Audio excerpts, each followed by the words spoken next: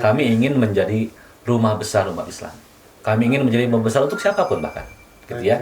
Bahkan juga dipusatkan hari ini Dewan Syuro kami atau pimpinan tertinggi kami Habib Salim juga representasi NU. Jadi artinya beliau latar belakangnya kan NU begitu. Jadi sebenarnya itu tidak jadi masalah dan tidak harus jadi soal saya kira. Sudah cair ya? Cair. Di sisi lain, ketika hari ini PKS selalu diidentikan dengan Wahabi, saya kira dengan berbagai macam langkah, strategi, dengan berbagai macam tokoh-tokoh yang hari ini tampil, sebenarnya sudah tidak laku. Kalau kemudian PKS diasosiasikan sebagai Wahabi. Sudah selesai saya kira.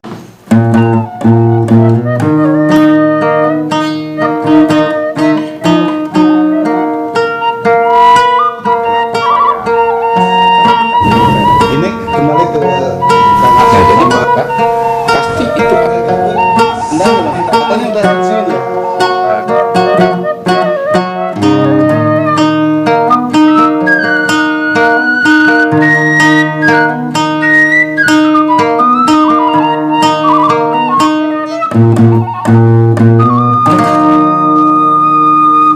Assalamualaikum warahmatullahi wabarakatuh.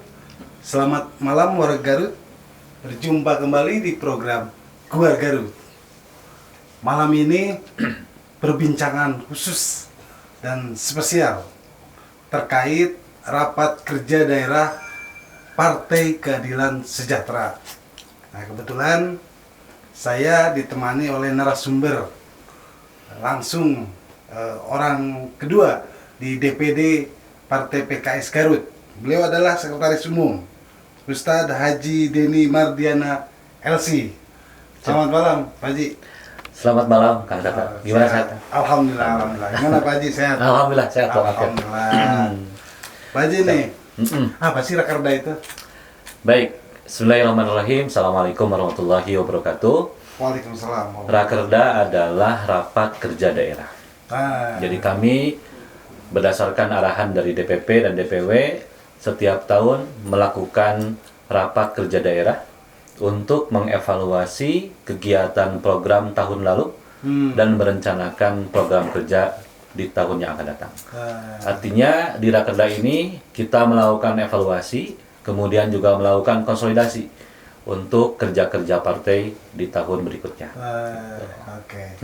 Sebelum pertanyaan melangkah lebih dalam nih. Siap. PKS wajah baru. Betul. Logo baru. Logo baru. Kelihatannya lebih apa ya? Lebih akrab. Betul. Coba jelaskan. Ya, jadi memang dengan tema besar yang diusung oleh DPP, DPW, dan DPD hari ini, transformasi dan kolaborasi. Hal ini tercermin dari wajah partai yang hari ini berubah. Dari sisi logo, dari sisi warna, dari sisi visi, misi, orientasi, arah kebijakan. Ini dalam rangka menyambut adanya perubahan besar di dalam tubuh partai. Yang kedua juga menyambut zaman yang hari ini terus berkembang. Di mana kita ingin menjadi partai yang betul-betul dinamis, partai yang betul-betul bisa merangkul dan menjadi milik seluruh rakyat Indonesia. Maka dengan logo ini kami berharap ini bisa menjadi. Tahan dulu. Betul. Perlihatkan logonya. Ini, Kang Tata, ya. Di logo baru ini memang mencirikan kebersamaan, mencirikan egaliter, begitu ya, harmonisasi, dinamisasi, dan juga menggambarkan tentang sebuah visi perjuangan PKS yang betul-betul sesuai dengan namanya, ingin menghadirkan keadilan dan kesejahteraan untuk rakyat. Dominan warna putih. Dominan warna putih, jadi tetap warna asli PKS warna putih, tetapi kemudian dipadukan dengan warna oranye, warna hitam yang menjadi lambang dan logo baru PKS. Yang menonjol orange ya? Yang menonjol oranye-nya waktu kemarin warna emas, kuning emas, kuning emas, sekarang warna orange. Ya. Jadi ceritanya Kang Tata, orange ini adalah perpaduan antara warna hitam, warna merah dan warna kuning. Gitu ya. Jadi kami ingin hadir di tengah-tengah warna merah dan warna kuning, bahkan ingin mendominasi warna merah dan kuning. Begitu. Ini familiar sekali nih desainnya ya. Keren. Aduh. Nah, terkait kembali ke Rakerda. Betul. Kapan dilaksanakan? Ya, insya Allah Rakerda akan kita laksanakan di hari Ahad, tanggal 20 Maret 2022, tempat di Ballroom Hotel Santika Garut, insya Allah. Oke. Ya. Seluruh kader? Dihadiri oleh pimpinan dari wilayah, insya Allah Pak Sekum hadir. Kemudian juga dari badan atau bidang pembinaan daerah, setingkat dapil. Kemudian juga seluruh ketua DPC se-Kabupaten Garut, seluruh pengurus, ketua bidang kami hadirkan. Kemudian juga kami menghadirkan spesial para ketua di DPRA unggulan. Nah, Jadi DPRA kami itu tingkat ranting. tingkat ranting. Jadi kami Desa punya ya? iya desa. Kami punya program ranting-ranting unggulan versi PKS. Dan kita undang spesial untuk memberikan motivasi dan semangat bagi mereka. Oke. Begitu. Diulang kembali nih Pak Haji. Apa yang akan dibahas di Rakerda nanti Pak? Ya, jadi di Rakerda ini kami membahas tentang arah kebijakan yang sifatnya turunan dari DPP ke DPW kemudian ke DPD. Setelah kita mengikuti arah kebijakan, kita juga melakukan berbagai macam penyesuaian, ya, sesuai dengan kebutuhan lapangan, kebutuhan yang dibutuhkan di Kabupaten Garut. Dan tentu di tahun konsolidasi politik ini, kami menyebutnya tahun konsolidasi politik, kami ingin memastikan bahwa seluruh struktur, kader, simpatisan betul-betul bergerak di lapangan, memberikan pelayanan terbaik untuk masyarakat, dan hadir di tengah-tengah masyarakat. Oke. Gitu. Pak Haji nih, PKS itu sangat terkenal ya, mengawal penyelenggaraan pemerintah. Betul, Ini konsisten. betul. Kemudian apa yang dilakukan di daerah, khususnya Kabupaten Garut kan, terhadap penyelenggaraan pemerintah daerah ini? Ya, karena kami pengusung, gitu kan, dan kader kami juga menjadi wakil bupati, dan kebetulan hari ini jadi ketua DPD begitu ya. Jadi ketua DPD PKS periode 2020-2025, tentu kami sangat support, sangat memberikan dukungan dan juga pengawalan serius terhadap jalannya program-program pemerintahan, apalagi di periode kedua ini banyak sekali harapan masyarakat yang betul-betul mereka titipkan kepada Rudy Helmi. Maka kami dari partai betul-betul sangat apresiasi, bahkan mengawal dan terus mengkritisi semua program-program Rudy Helmi agar tepat sasaran, agar betul-betul dirasakan oleh masyarakat. Terutama yang sedang hangat Kang Tata sekarang bab jalan. Ya, ini jalan lumayan ramai kan. Jadi lumayan juga menghangat, bahkan di beberapa pertemuan Pak Wakil Bupati sering disinggung oleh masyarakat tentang jalan ini. Tapi alhamdulillah kabar terbaru kami dapatkan di akhir Maret ini, insya Allah jalan akan kita selesaikan dan mudah-mudahan bisa menjadi solusi bagi masyarakat. Insya Allah. Jadi PKS asal nama kadernya yang memang menjadi penyelenggara pemerintah. Betul. Terkait pembangunan jalan. Betul. Akhir Maret ya. Insya Allah akhir Maret akan coba kita gulirkan, dan kemarin sudah ada pernyataan dari Bupati. Insya Allah mulai akhir Maret ini akan coba kita programkan atau jalan ke masyarakat. Insya Allah. Sabar. Jadi kalau sekarang masih belum ditunaikan karena memang berdasarkan aturan juga regulasi, sehingga insya Allah ditargetkan akhir Maret dimulai pembangunan. Oke. Insya Allah. Pak Haji nih, bagaimana kondisi PKS Betul. di DKD ini, di Garut khususnya? Di Garut khususnya. Ya, jadi PKS Garut dipimpin kembali oleh Dr. Helmi Budiman. Setelah sebelumnya beliau pernah memimpin PKS. Oh pernah ya? Jadi beliau ini di HER, kan Tata? Di remedial gitu. Ya. Kenapa di remedial? Ya karena mungkin alasannya sederhana, ya. Mungkin belum bisa memberikan yang lebih untuk partai. Ya. Di sisi lain juga ini bagian dari kebijakan pusat. Jadi pusat punya kebijakan seluruh pemimpin daerah atau seluruh kader yang menjadi pejabat publik, menjadi bupati, wakil bupati, gubernur, wakil gubernur, itu secara otomatis mereka menjadi pimpinan partai. Kenapa? Karena kami ingin bertransformasi dari yang asalnya partai menengah. Kami ingin belajar dan ingin serius menjadi partai papan atas.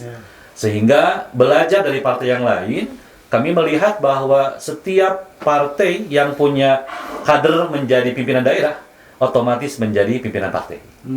Nah, ini menjadi sebuah strategi politik kami dalam rangka memastikan bahwa kerja-kerja partai selaras dengan pemerintah daerah. Artinya, kesuksesan kerja di eksekutif, mudah-mudahan ini berefek kepada kebaikan partai. Oke.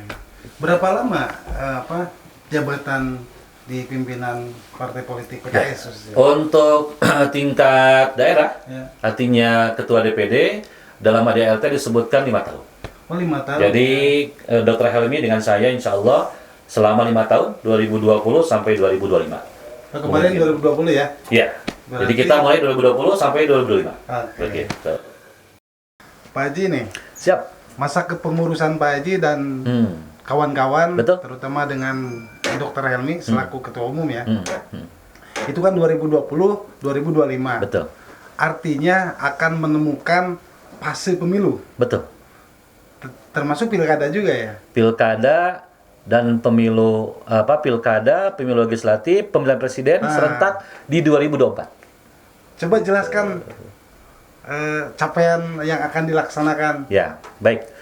Jadi kami di 2020 kemarin melakukan musyawarah daerah dalam rangka memilih pimpinan, dan di PKS sekarang dikenal dengan istilah Dewan Pimpinan Tingkat Daerah. Jadi mereka adalah 8 orang yang dipilih untuk menjadi ahlul halli wal aqdi. Mereka yang memiliki hak menetapkan kebijakan, ya, melakukan berbagai macam arahan dan sebagainya begitu. Di sana ada MPD, Majelis Pertimbangan, ada DED, Dewan Etik Daerah, ada DPD, ya, atau Dewan Pengurus Daerah. 8 orang inilah yang kemudian memiliki kewenangan bahkan hak untuk mengevaluasi, bahkan juga melakukan berbagai macam arah kebijakan. Sekup Garut begitu ya. Nah, kami telah menetapkan 2024 ini adalah menjadi tahunnya PKS. Jadi kami ingin serius merebut kemenangan baik legislatif ataupun eksekutif. Jadi kami telah menetapkan target 2 kursi untuk pusat dari Garut dan Tasik, 2 kursi untuk provinsi, dan 10 kursi untuk DPRD. 10 kursi DPRD. 10 kursi DPRD. Kenapa harus 10 kursi? Karena 10 kursi adalah tiket utama PKS mencalonkan kadernya menjadi bupati. Kami tidak ingin ribut dengan yang lain. Kami ingin memastikan bahwa tiket ini milik PKS. Sehingga dengan begitu kami bisa leluasa untuk melakukan berbagai macam komunikasi politik dengan semua partai, sehingga kami memiliki kepercayaan diri yang tinggi untuk mencalonkan kadernya menjadi bupati Garut, insya Allah. Oke. Gitu. Saya tertarik dengan 10 kursinya ya. Iya. Optimis. Sangat optimis. Peluangnya Peluangnya sangat terbuka. Hari ini kami sedang melakukan proses penjaringan BCAD dan kami membuka seluas-luasnya. Siapapun orang-orang terbaik, orang Garut terbaik ingin berjuang bersama PKS, kami buka. Sekarang masih melakukan penjaringan? Sekarang sudah selesai penjaringan, 200%. Sekarang sedang fase kedua penyaringan. Kami sedang menyaring dari 200 sampai 100%. Ya. Dan yang menjadi calon-calon hari ini memang orang-orang yang qualified kami lihat dan memiliki jaringan, memiliki kekuatan finansial dan sebagainya, sehingga kami sangat optimis 10 kursi bisa kami raih. Ya, apalagi hari ini kebijakan pusat membuka seluas-luasnya kepada seluruh masyarakat. Jadi tidak tergantung kepada kader PKS. Ya. Contoh misalnya Kang Tata, saya lah pengen nyalon PKS. Oke, Mas.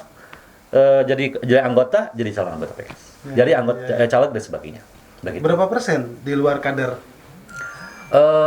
Sekarang hitung-hitungannya sekitar 50%. 50%. Bahkan lebih kayaknya, 50% lebih. Jadi kami menyebutnya mereka anggota baru. Ya, jadi anggota baru dan semuanya PKS. Jadi ketika sudah masuk ke PKS, tidak lagi ada istilah internal eksternal. Semuanya anggota PKS. Apa gitu, kira-kira publik masyarakat tertarik harus memilih PKS? Betul. Ya karena kami ini partai oposisi di pusat. Karena juga konstelasi pusat sangat berpengaruh ke daerah. Artinya bahwa penerimaan masyarakat terhadap partai itu dipengaruhi oleh arus yang ada di pusat.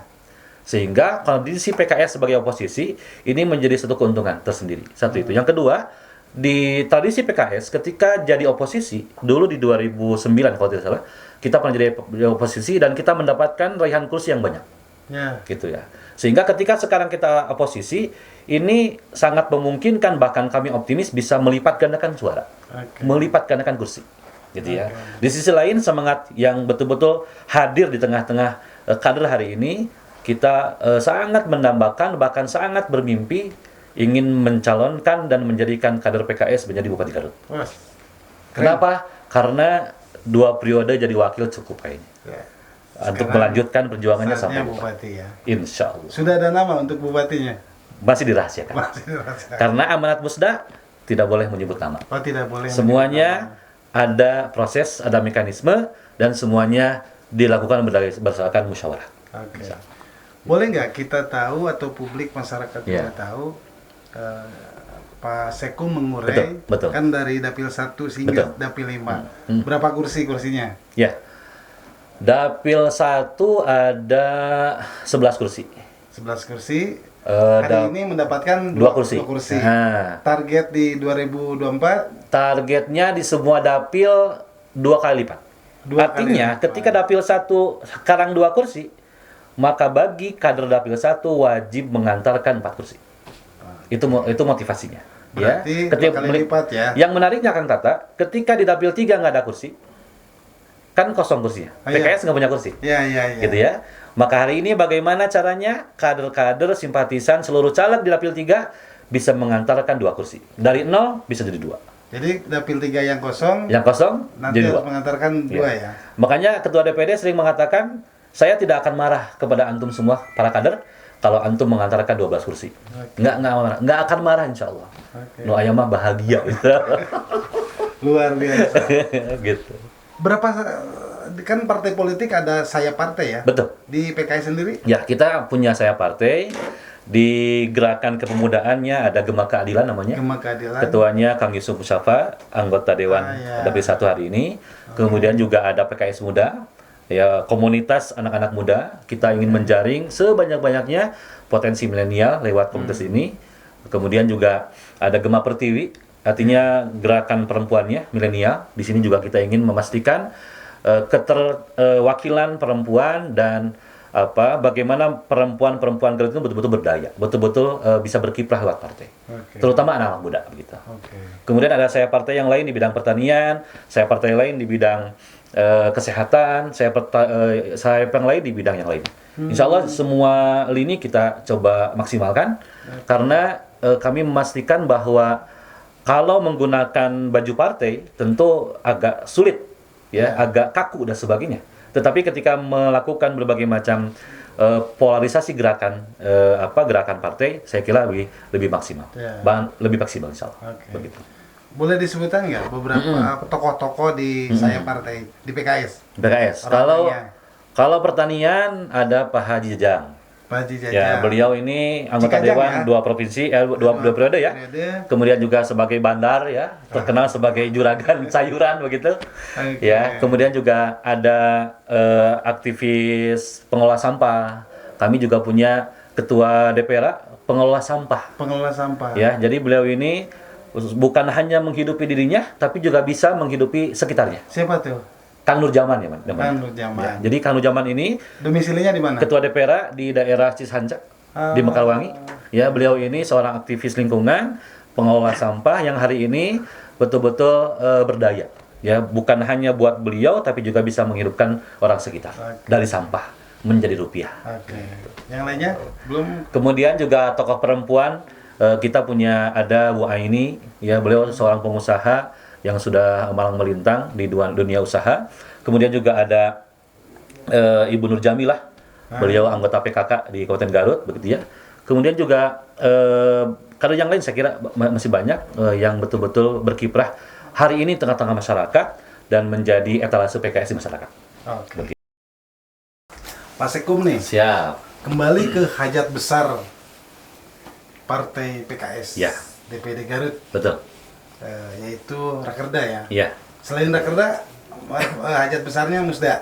Hajat besar 5 tahunan. 5 tahunan. Kita ada musda musyawarah daerah dalam rangka pergantian kepemimpinan. Oke. Nih, ini terkait rakerda. Hmm. Temanya apa? Oke. Apa yang akan dilakukan di rakerda itu? Di rakerda tahun ini, insya Allah kami mengusung tema yang sama sesuai arahan DPP dan DPW. Dua tema besar atau dua kata yang kemudian digaungkan hari ini, transformasi dan kolaborasi. Jadi kami ingin memastikan bahwa PKS menjadi partai yang transformer, partai yang betul-betul bertransformasi mengikuti perkembangan zaman, mengikuti tuntunan zaman. Yang kedua juga kami ingin memastikan bahwa PKS ini partai terbuka, partai yang betul-betul siap bekerja sama dengan siapapun, lintas agama, lintas suku, ya, lintas gender dan sebagainya. Ya. Karena kami yakin bahwa melayani rakyat ini tidak cukup sendirian, harus betul-betul bersama-sama, harus betul-betul berkolaborasi dengan semuanya. Gitu. Sehingga terwujudlah kesejahteraan untuk rakyat insya Allah ke depan. Oke. Kemudian acara tadi ya, acara. Untuk acara insya Allah jadi temanya transformasi dan kolaborasi menuju kemenangan PKS 2024. Ini tema besarnya. Dan nanti kegiatan penyertanya insya Allah kami menghadirkan kesenian celentung. Jadi kesenian celentung ini adalah kesenian yang menggambarkan kolaborasi musik etnis tradisional dengan musik modern. Gitu ya. Jadi nanti kami telah berkoordinasi dengan pihak celentung dari Selawi. Nah, Selawi. Jadi ini simbol kolaborasi dari acara ini bahwa kami ingin memastikan dan memperlihatkan inilah kolaborasi yang sedang dimainkan PKS ini. Modern, etnis, menyatu menjadi sebuah nada yang indah. Kenapa tertarik dengan celentung? Karena memang celentung ini satu anak-anak muda penggeraknya, yang kedua juga berprestasi gitu ya. Yang ketiga ya karena memang kesenian ini kolaborasinya betul-betul terlihat apik begitu. Ada musik modernnya, musik tradisionalnya, nanti dipadukan menjadi sebuah nada yang indah begitu. Kemudian juga ada transformasi, kami juga melakukan berbagai macam transformasi. Salah satu diantaranya adalah sekarang kami membuat tim pencetakan KTA online. Jadi sekarang seluruh masyarakat Garut bisa mendaftarkan online sebagai calon anggota PKS, gitu ya. Jadi kami menyiapkan ya website khusus atau link khusus online kepada seluruh warga Garut yang ingin menjadi anggota PKS. Kemudian setelah itu dengan cepat kami akan mencetaknya dan mendistribusikan kepada masyarakat. Oke, itu gitu aplikasi ya. Khusus ya? Aplikasi khusus dan memang namanya kemarin KTA PKS kalau tidak salah. KTA PKS. Ya. Jadi kemarin di launching di DPW dan nanti diturunkan ke DPD. Oke. Jadi masyarakat siapapun terbuka mengakses itu, tertarik, nggak usah datang ke kantor partai. Langsung tinggal klik, tulis nama, sertakan KTP dan sebagainya, nanti bisa langsung dapat KTA secara gratis. Kecuali ASN. Mohon maaf. Ini menarik nih. Partai terbuka. Betul. Harus diakui nih Pak Sekung. Betul. PKS itu dulu eksklusif. Betul. Kami mengakui. Hanya kelompok segelintir orang saja. Betul. Hari ini dengan wajah logo baru yang publik melihat keren nih. Betul. PKS membuka diri ya. Betul. Siapapun kelas manapun. Betul. Boleh bergabung. Gitu. Jadi agar identitas terlihat maka mendaftar kan. Betul. Silakan mendaftar ke PKS. Mendaftar ke PKS. Oke. Ya. Yang mau langsung datang ke kantor juga insya Allah datang. Silakan. Kami standby, ada tim khusus yang mengurus masalah KTA ini, gitu ya. Dan alhamdulillah sekarang kami telah mencetak sekitar 10.000 ya? KTA di periode Januari Maret. Januari 2022? Ya. Hingga Maret ini? Ya. Bahkan kami khusus di acara rakerda ini membuat PKS Award 2022. Salah satunya kami berikan penghargaan kepada pengumpul KTA terbanyak di periode Januari sampai Maret.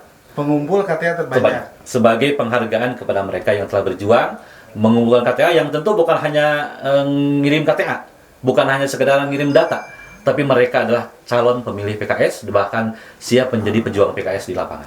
Maksud pengumpul itu kader ya, yang bergerak. Ada kader, ada simpatisan, bahkan ada orang baru sekarang.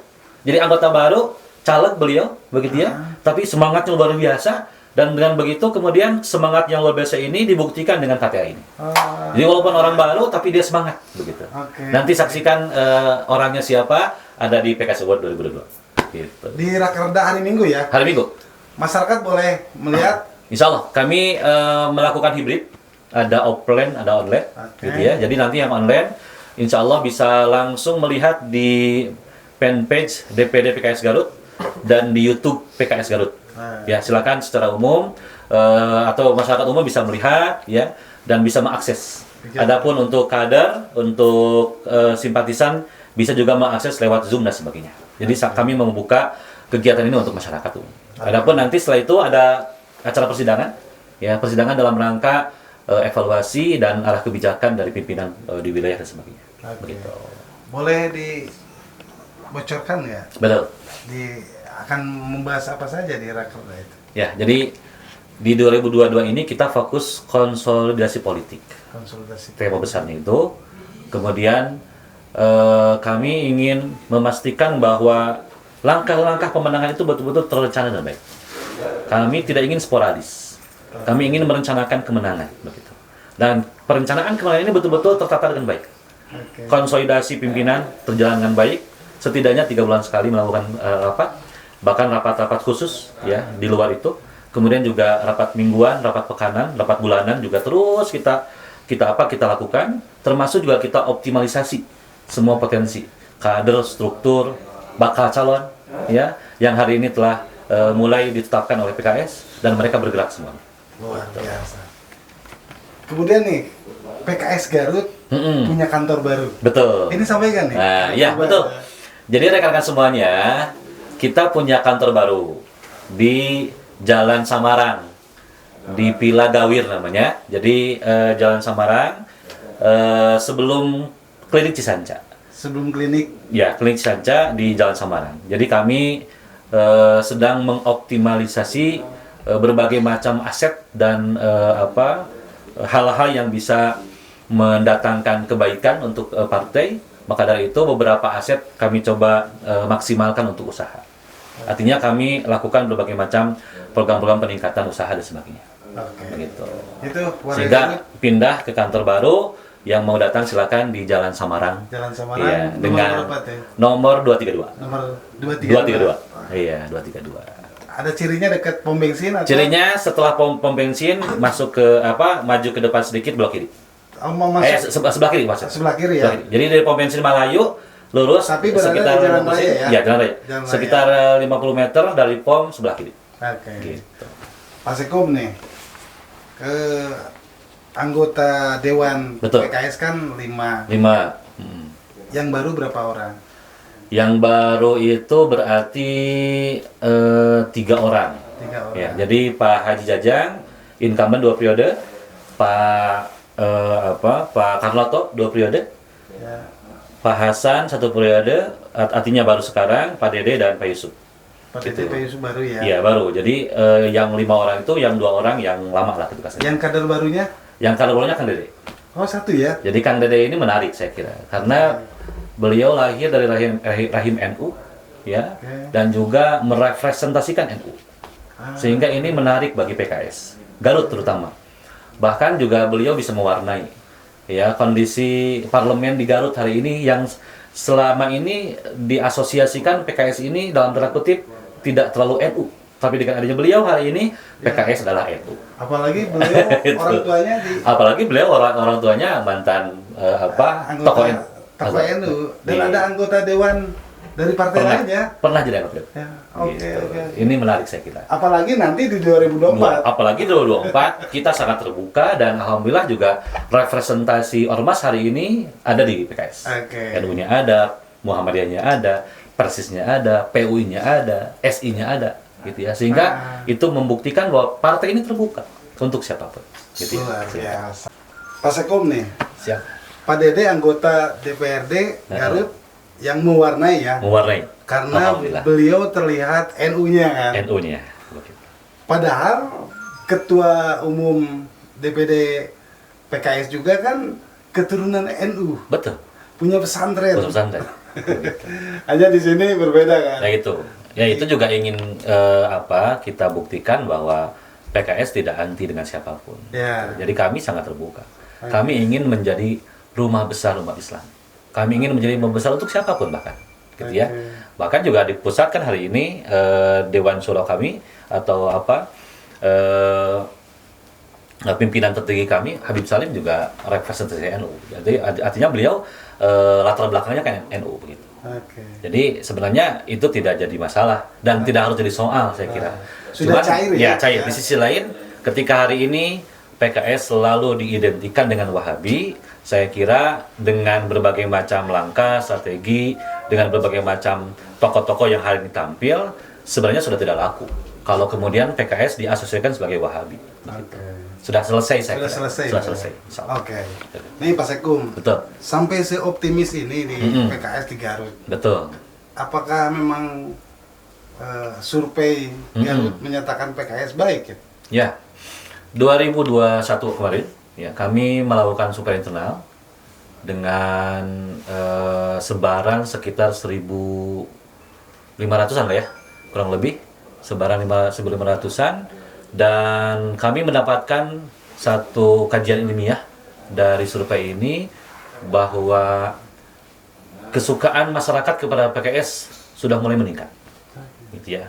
Hal ini juga mungkin berkah dari ketua DPD-nya hari ini sebagai pejabat publik. Ini juga tidak bisa kami pungkiri. Artinya ada efek domino dari ketua partai pejabat publik yang hari ini menjadi orang nomor 1 di PKS. Satu itu. Yang kedua, kami juga jadi artinya ketika hari ini, kemarin kami di 2019 ada di posisi kelima, sekarang sudah naik di posisi 3 besar. Gitu, alhamdulillah. Ini mudah-mudahan terus bertahan. Bahkan kami serius dan semangat untuk merebut nomor 1 di Kabupaten Garut. Itu ya. Satu itu. Yang kedua, kami juga mensurvei elektabilitas, popularitas pejabat publik. Dalam rangka melihat dan memonitor ini kira-kira siapa orang-orang yang disukai oleh masyarakat menjadi pemimpin Garut selanjutnya, gitu ya. Dan ternyata yang keluar itu nama Helmy Budiman, begitu. Jadi nama Helmy Budiman ini ada di posisi teratas dari sisi elektabilitas, popularitas. Dari PKS apalagi dari umum. Artinya dari umum apalagi PKS maksudnya gitu. Ya, jadi masyarakat sekarang melihat bahwa memang sosok beliau sangat familiar, sosok beliau sangat diterima masyarakat begitu ya. Sehingga mudah-mudahan ini menjadi modal kami untuk lebih mudah. Ya, maksudnya Dr. Helmy Budiman sebagai tokoh di Garut terkenal kan, yang hari ini terkenal, yang kebetulan PKS. Sebagai pimpinan PKS. Tapi belum tentu karena nanti ada mekanisme khusus, ada mekanisme sendiri yang kemudian prosesnya sangat panjang, melibatkan DPW, melibatkan DPP dan sebagainya. Tapi kajian-kajian ini kan setidaknya menjadi proposal awal kepada DPP dan DPW untuk mendapatkan berbagai macam input, mendapatkan pertimbangan-pertimbangan strategis, gitu ya, begitu. Harapan target PKS ke depan. Jadi kami berharap bahwa partai ini menjadi lokomotif perjuangan, bahkan juga menjadi rumah aspirasi masyarakat. PKS sudah terbiasa bekerja dengan masyarakat. Ada pemilu, tidak ada pemilu, PKS selalu berkomitmen untuk melayani rakyat. Makanya tagline kami bersama melayani rakyat. Karena ini adalah ruh yang betul-betul ditanamkan oleh para pimpinan kami, juga kemudian diajarkan, diteladankan, gitu ya, dan kemudian juga menjadi terinternalisasi dalam kerja-kerja keseharian kami. Sehingga dimanapun kami berada, bersama siapapun kami hidup, kami ingin memastikan kami hadir melayani rakyat. Begitu. Kami ingin menjadi bagian dari rakyat. 10 kursi. 10 kursi. Kepala daerah. 2 pusat. 2 provinsi. 2 provinsi. Ini sangat besar, ini sangat luar biasa. Tapi idza aradallahu syai'an yaqulu kun fayakun. Ketika Allah telah menetapkan kun fayakun. Jadi makalah jadi. Keren, Insya Allah. keren, insya Allah. Pak Sekom nih, Siap. spesial penghargaan di akhir nih, ini Betul. habis nih waktu nih. Siap. Ditutup oleh Pak Sekom. Siap. Kemudian sampaikan dulu capaian PKS dan saran terhadap masyarakat. Ajakan. Ya. Silakan. Bismillahirrahmanirrahim. Assalamualaikum warahmatullahi wabarakatuh. Kami pimpinan PKS Kabupaten Garut menyampaikan beribu-ribu terima kasih kepada seluruh masyarakat Garut yang selama ini setia membersamai PKS dan kemudian juga setia memberikan masukan, kritikan, saran atas berbagai macam kerja-kerja PKS di lapangan. Tentu kami menyadari masih banyak kehilapan, kekurangan dalam melayani rakyat, tetapi kami tetap dan terus berkomitmen ingin bersama rakyat dan ingin menjadi bagian dari rakyat. Yang kedua, kami juga mengaturkan permohonan maaf bila banyak hal-hal yang belum kami berikan kepada rakyat, terutama dari sisi advokasi, aspirasi dan sebagainya. Tapi insya Allah sekali lagi kami siap untuk terus mendapatkan masukan, kritikan dan terus memberikan input-input yang terbaik, positif untuk kebaikan masyarakat. Yang terakhir, kami juga tentu memohon doa dari seluruh masyarakat Garut. Semoga perjuangan kami di partai ini betul-betul mendapatkan ridho Allah Subhanahu wa taala. Yang kedua, mendapatkan kepercayaan publik yang semakin luas. Yang ketiga juga mudah-mudahan kami bisa memberikan yang terbaik untuk rakyat Garut. Karena kami hadir untuk Garut. Karena kami hadir untuk menghadirkan keadilan dan kesejahteraan untuk orang Garut. Insya Allah.